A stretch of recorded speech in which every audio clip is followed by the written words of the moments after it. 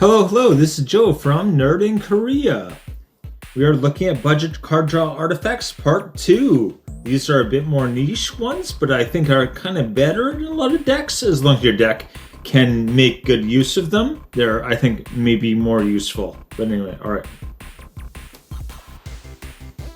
First of all, what do I mean by budget? I look at the TCG market price and I go for $2 or less. So again, the TCG market price, not a sponsor, I feel like I don't really need to say that because I don't have any, but that is the benchmark there. So yeah. Usually you can actually find them lower even than some of the prices that I list, and occasionally it's a bit higher, but okay. Why include these? So first of all, card draw is one of the major issues decks may have. So if you're making a new deck and you're trying it out, one of the major problems you'll probably come into is, I don't have enough cards all the time, right? The deck's too slow. Again, since many of these are colorless, they can fit into almost any deck. These are very useful in specific decks, but may not be suited to every deck. Yeah. So a lot of these are like if you have legendary creatures, if you have enchantments, or not enchantments, artifacts, if you have a lot of like discard effects, maybe, yeah, this could be very good, but otherwise not really. Yeah.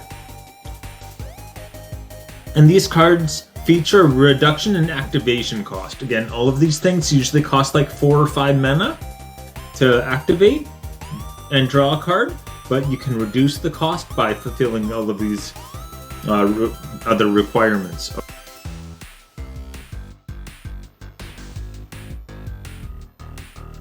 Lifecrafter's Bestiary. I feel like this is the most well-known one. Someone actually reminded me about this on the budget group, which is very helpful. I gotta start writing down names to say thank you, but anyway. At the beginning of your upkeep, scry 1. So again, that's before your draw on your turn. You get to look, say to yourself, hey, do I want this card, or put it on the bottom, right? A lot of times if you need a land, it's not a land, great, put it at the bottom, next card.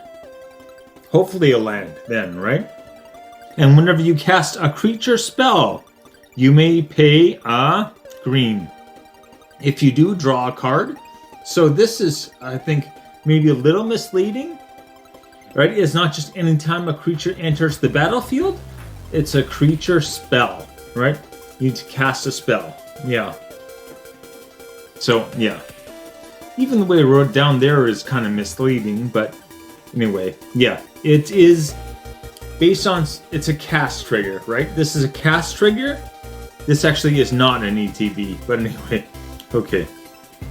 17 cents, very good. Alright, Tamiyo's Logbook. 6 cents, 5 and a blue, you can tap it to draw a card. So again, this costs 1 less for each artifact you control. Other artifact. It does not count itself. So that's the first kind of downside. Second is the cost, right? Even if you have 5 other artifacts, you still have to pay 1 blue to activate this. So I still think it is worthwhile. If you have a deck that has even a lot of artifacts, it would be unusual to have like no other artifacts in a deck, really. But if you've got an artifact deck, like again, I mentioned before a couple times my Saheeli the Gifted deck, I'm putting this in Saheeli the Gifted because it's going to be a free card every turn, or not free, 1 blue mana card draw every turn.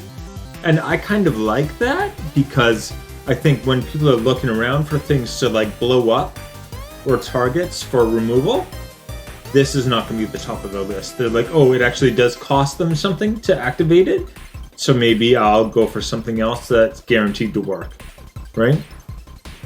Anyway, 6 cents. Mirror of Galadriel. Okay, so back into the Lord of the Rings ones here. Pay 5 and tap to draw a card. So that's bad, right? 5 mana for 1 card would be very, very bad. But you scry 1 and then draw a card. So first of all, you do get a scry in there. and this ability costs 1 less to activate for each legendary creature you control, right? So you get to, first of all, scry. Scry is always great, right? Get a little bit more control over what ends up into your hand, and then draw 1. And if you have, especially in Commander, your legendary creature, like your Commander is probably a legendary creature, right? So there's 1 right there.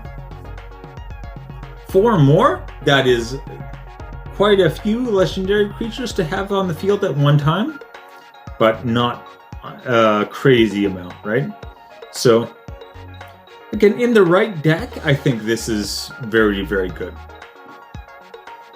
But even if you only have 3 and you're paying 2 to scry 1 and draw a card, it's still worthwhile, right? So anyway, costs 2 to cast, and it is 5 whole cents. For 5 cents, this is like real good. Anyway, once again, you can reduce the mana cost to 0 with that. So that's where it starts to get a lot better, I think.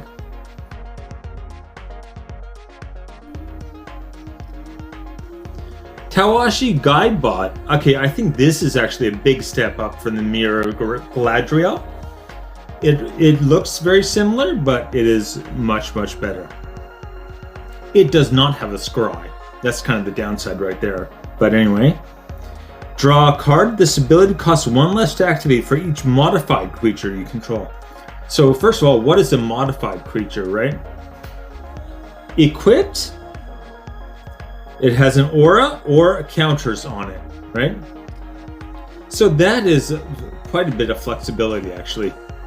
Getting a +1/+1 counter on creatures is not difficult at all.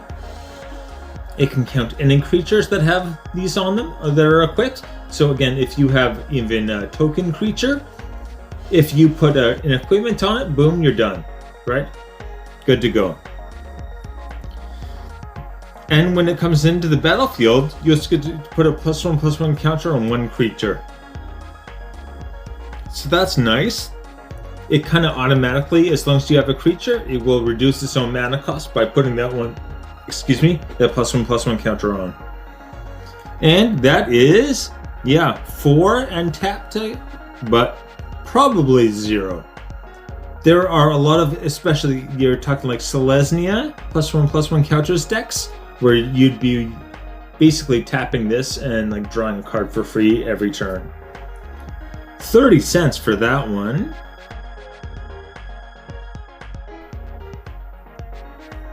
Bargaining Table. This is one I had not seen before. I'm kind of surprised. It is definitely the most niche, but I think possibly the best one as well. Okay, you pay X and tap it to draw a card. X is the number of cards in an opponent's hand. In a game of Commander, even your opponents, you're probably going to have at least one opponent that's low on cards. Like, you'll probably be able to do this without too much hassle in a game, like in a multiplayer game. But if you have a discard deck, when I look at, I'm building a Tiny Bones deck that's all about getting people to discard. If you can make people discard, this gets crazy, right? As soon as they have 0 cards in hand, you're just drawing an extra card for free every turn. And it's kind of like a bonus for getting them to discard, which is what you want to do already. You're doing that like, I'm getting a bonus from doing what I want to do, which is something that I look kind of like the best synergy, I think, that you can hope for, is getting the bonuses from the effects that you already built into the deck thing. Anyway, it costs 5 to cast, that's higher, but is 46 cents. 46 cents for that one.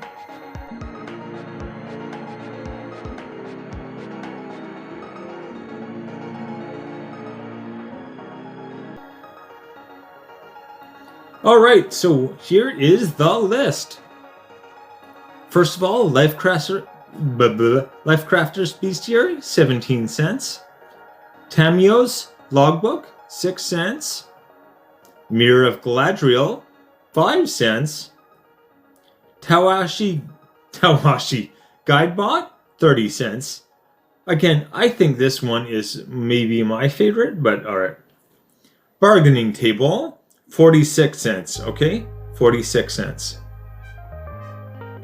Anyway, thank you, and please hit like and subscribe, which I always forget to say. Anyway, take it easy, bye.